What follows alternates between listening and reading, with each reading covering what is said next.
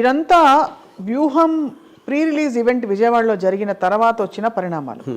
Hit అయినట్టు అన్వయించుకోవాలా మేము, అంటే మీడియా హిట్ అనేది పాయింట్ కాదు, ఇట్ ఈస్ డ్రాయింగ్ అటెన్షన్. ఇప్పుడు ఇక్కడ పాయింట్ హిట్ అనేది ఫైనల్గా ఈవెంట్ కాదు కదా, అక్కడ వ్యూహం అనే సినిమా వస్తుంది. ఆ సినిమాలో ఏముంది, ఏం చూపెట్టబోతున్నాడు అనేది పాయింట్.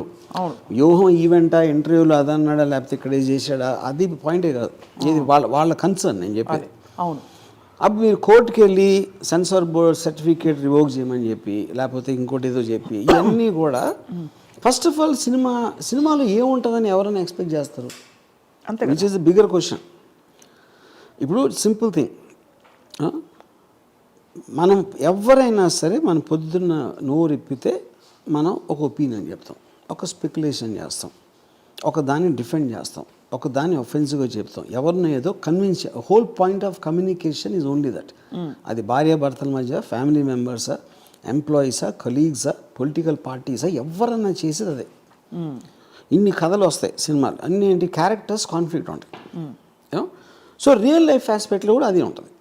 సో దాంట్లో నేను ఒక పొలిటికల్ ఫిగర్స్ మీద తీశాను. పొలిటికల్ ఫిగర్స్ మీద ఎవరు ఏం చేస్తున్నారు, లోకేష్ ఉన్నాడు, జగన్ సైకో అంటాడు, సైకో జగన్ అంటాడు, బాబాయిని చంపేశాడు అంటాడు, లేకపోతే ఇదే ఏదో మొత్తం ఆంధ్రప్రదేశ్ ఇలా చేసాడు, క్రైమ్, ఇది క్రిమినల్ క్రైమ్ ఆంధ్ర అంటాడు. ఇవన్నీ ఏంటి, ఎలిగేషన్స్. అవును, దానికి జీరో ప్రూఫ్ అతని దగ్గర. అవును, లేకపోతే ఎర్ర బుక్ ఉంది, ఆడి పేరు రాసా, వీడి పేరు రాసా అంటాడు. అవును. ఇప్పుడు దానికి నేను ఒపీనియన్ చెప్పడానికి, ఇంకోటి ఎవరో చెప్పడానికి ఏంటి తేడా? సినిమా అనేది మీడియం, అది. అవును, సినిమా అనేది ఒకటి రన్ అవుతుంది కెమెరా, దాంట్లో ఎవరో ఏదో చెప్తున్నారు, ఎవరో ఏదో చూపిస్తున్నారు. ఎగ్జాక్ట్లీ వాళ్ళు చేసేది అదే, యూనో. సో ఇప్పుడు ఆర్టికల్ 19లో freedom of expression, freedom of speech, ఆ కాంటెక్స్ట్ ఏంటది? It is one person is having an opinion about what's happening, that's a legally protected right. అది కరెక్ట్. ఓకే, అప్పుడు దాని బేసిస్ మీద వీళ్ళందరూ బతికేది. అవును, పాలిటీషియన్స్ మాట్లాడితే చంపేస్తా అది చెప్పేది కూడా దాని మూలనే. మీకు అప్పుడు ఇలాంటి ఫిజికల్ థ్రెట్ ఇస్తే జైల్లో పడేస్తారని చెప్తారా? ఇంపాసిబుల్ చెప్పటం. సో ఇప్పుడు దాంట్లో భాగంగా నేను తీసాం. ఇప్పుడు సపోజ్ నేను వాళ్ళు ఏమంటున్నారు, స్కిల్ స్కామ్లో వచ్చిన డబ్బు అంతా చంద్రబాబు నాయుడు తీసుకున్నాడని చూపెడతాడు అని వాళ్ళ స్పెక్యులేషన్. నేను ఒకవేళ చూపించింది అనుకోండి, ఏం చూపిస్తాను నేను? ఎవరికి తీసుకొని డబ్బులు మూటలు ఇచ్చారా చంద్రబాబు నాయుడుకి? అది చూపిస్తే నమ్మేస్తారా? చూపిస్తే అసలు మీ క్రెడిబిలిటీ అది కాదు, అలా చూపిస్తే నమ్ముతారా? ఏ డైరెక్టర్ అయినా ఏదైనా మీరు ఏం చూపించారో, ఏం చెప్పారు కాదు, అది నమ్మబుల్గా ఉందా లేదా చూస్తారు. అంతే కదా. నమ్మబుల్ అనే దానికి లాజిక్ ఉండాలి. ఆ లాజిక్ సినిమాలో రిఫ్లెక్ట్ అయితే ఒకలా, అందరూ ఒకేలా చూడరు, అందులో కూడా చాలా చాలా మంది వేరే వేరేగా చూస్తారు. So any opinion expressed, multiple people will have multiple viewpoints. It can't be aimed at one particular section. అప్పుడు మెజారిటీ మంది ఏం నమ్మారు అనేది ఒక రిలేటివ్ ట్రూత్గా నిలబడుతుంది హిస్టరీలో. అంతే కదా. అంతే. సో ఇప్పుడు ఏం చేయాలి మీరు? ఇప్పుడు సపోజ్ సినిమా అనేది ఇలా చేస్తుంది అంటే మీరు తీయండి సినిమా. అంతే కదా. మీరు ఇప్పుడు రేపు సినిమా తీసి జగన్నే గోడ దూకోసి వచ్చి బాబాయిని హత్య చేసాడని చూపించాడు అనుకోండి, అది నమ్ముతారు ఎవరైనా? అంతే. నేను అదే అంటున్నా. సో బేసిక్గా ఇట్ ఈజ్ అంటే ఒక అంటే వాళ్ళకు కూడా ఖచ్చితమైన అండర్స్టాండింగ్ ఎందుకు లేదంటే, వ్యూహం సినిమాలో ఒక యూనిక్ పాయింట్ అండి, ఎంతవరకు వరల్డ్ హిస్టరీలో కంటెంపరీ ఇప్పుడు జరుగుతున్న దాని మీద ఒక సినిమా రాలేదు. ఇప్పుడు ఉన్న క్యారెక్టర్స్, ఇప్పుడు జరుగుతున్న పరిస్థితుల మీద. లక్ష్మీ ఎన్టీఆర్ అనేది 25 సంవత్సరాల క్రితం సినిమా, కరెక్ట్ స్టోరీ. వంగవీటి అంతే. అప్పుడు అది ఎలా జరిగింది, ఏంటి, ఎలా ఉంటుందని ఎవరికి అర్థం కూడా కావట్లేదు. కాకపోతే వాళ్ళు వ్యూహం ట్రైలర్లో దానికి సంబంధించిన మెటీరియల్ మేము ఏదైతే రిలీజ్ చేసామో అది మాత్రం చూసి వాళ్ళేదో గుమ్మడికాయ దొంగ అంటే భుజాలు తడుముకున్న రీతితో ప్రవర్తిస్తున్నారు. అది ఏం చేయాలో తెలియక ఎవరికి తెలియకుండా కోర్టులో కేసు పెట్టి, దాని మీద ఇంతవరకు నారా లోకేష్ పబ్లిక్ ఒక ముఖం లేదు, నేను కేసు పెట్టినాను చెప్పలా. నేను కేసు పెడతానని చెప్తాను నేను, because that is nothing to hide.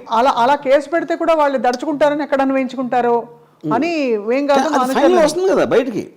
మీరు వెనకాల నుంచి చేసిన అవసరం లేదు కదా. మీరు అన్ని ముందు నుంచి జగన్ సైకు అన్నీ అన్నప్పుడు వ్యూహం మీద కేసు పెట్టడానికి మీరు ఏమి మాట్లాడుకుని ఎందుకు పెట్టాలి అసలు? అంటే we don't even recognize it అనే ఒక ఇది కూడా అది అట్ ద సేమ్ టైం ఇప్పుడు వీళ్ళు ఉన్నారు, ఇప్పుడు వాళ్ళకి తెలిసి చేశాడా ఎవడు మన కలిగిపూడి వాడు తెలియక చేశాడా, అది ఒక పాయింట్.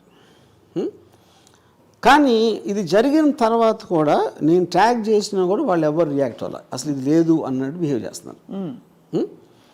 ఇది లేదు అసలు నాకు తెలీదు అన్నట్టు బిహేవ్ చేస్తున్నారు, which means either they're endorsing. ఇలాంటి కైండ్ ఆఫ్ రెటారిక్ని ఒక మూడు సార్లు సీఎం చేసి 40 నేనని కాదు, ఇది ఎవరి మీద జరిగినా ఇంక్లూడింగ్ దావుద్ ఇబ్రాహిం మీద చేసినా కూడా దిస్ ఇస్ అ క్రైమ్. అదే exactly registered terrorist exactly. Osama bin Laden, most dangerous man in the world, Yahya Sinwar మీద చేసినా కూడా దిస్ ఇస్ రాంగ్. ఇది మన సెటప్లో. Because the whole simple point is you cannot take law into your own hand. Yeah, అది and in this kind of drastic manner. Exactly. ఇది north కొరియాలో కూడా చేయరు ఇలాంటిది, ఫర్ ఎగ్జాంపుల్ చెప్తున్నా. యా. సో ఇప్పుడు మరి ఇంత పెద్ద క్రైమ్ జరిగిన తర్వాత పార్లర్లీ మీ వ్యూహం సినిమా రిలీజ్ అవుతుందా లేదా అనే ఒక క్వశ్చన్ మార్క్కి మీకు ఇంకా ప్రశ్నలు ఉన్నాయా సార్, లేకపోతే మీరు? యా, సినిమా రిలీజ్ అవ్వకుండా ఉండేది క్వశ్చన్ లేదు, ఇట్స్ క్వశ్చన్ ఆఫ్ టైం అంతే. యా. ఇక్కడ ఎన్సీబీఎన్ అండ్ కొంతమందిని మాత్రమే ట్యాగ్ చేశారు, వైసీపీ వైపు నుంచి కానీ జనసేన నాయకుల్ని కానీ మీరు ట్యాగ్ చేయలేదు, కారణం ఏమన్నా ఉందా? బికాజ్ అతను ఎవరెవరి గురించి చెప్పాడో వాళ్ళు చేశారు. ఓకే, అంతే. ఈ కాంటెక్స్లో అతను మెన్షన్ చేసిన నేమ్స్ మాత్రం ట్యాగ్ చేశారు. ఏం చెప్పాడు ఎగ్జాక్ట్లీ? అది ఇప్పుడు చిరంజీవి మన పవన్ కళ్యాణ్ కానీ లొకేషన్ కానీ మన చంద్రబాబు గారు ఏమన్నా అంటే ఇంటికి వచ్చి తగలబెట్టేస్తాం.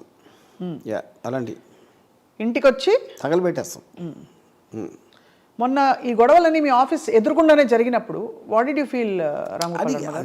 గతంలో కూడా జరిగాయి, యూర్ యూస్డ్ టు ఇట్. చాలాసార్లు జరిగింది కానీ not used to it.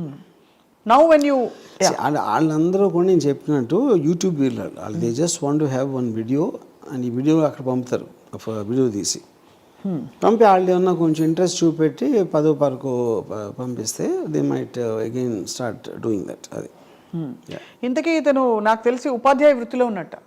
Yeah, I heard is some IAS coach, IAS academy ఏదో నడుపుతున్నాడు, కోచింగ్ సెంటర్. ఇంకా స్టూడెంట్స్ కర్మ, ఇంకేం చేస్తాం. అదే ఫీలింగ్ సాడ్ ఫర్ దెమ్. అంటే కాదు, అతని దగ్గర the reason I mentioned that నేర్చుకుంటే the reason I mentioned that is that మనకు అందరికీ రకరకాల ఎమోషన్స్ రావచ్చు ఏదో టైంలో, అది బట్ దాన్ని రెగ్యులేట్ చేసి దానికి ఒక ఫిల్టర్ పెట్టి we have a code of conduct in society. వాటిని కూడా పక్కన తోసేసి ఒక వ్యక్తి దూసుకొచ్చి ₹1 కోటి ఇస్తాను వీళ్ళు ఎవరు కోటేశ్వరుడు అని అడిగా అనుకోండి, ఇట్ జస్ట్ షోస్ అట్టర్. అంటే ఐఏఎస్ కోచింగ్ ఇస్తున్న ఆయనకి చట్టం కూడా తెలిసి ఉండాలి.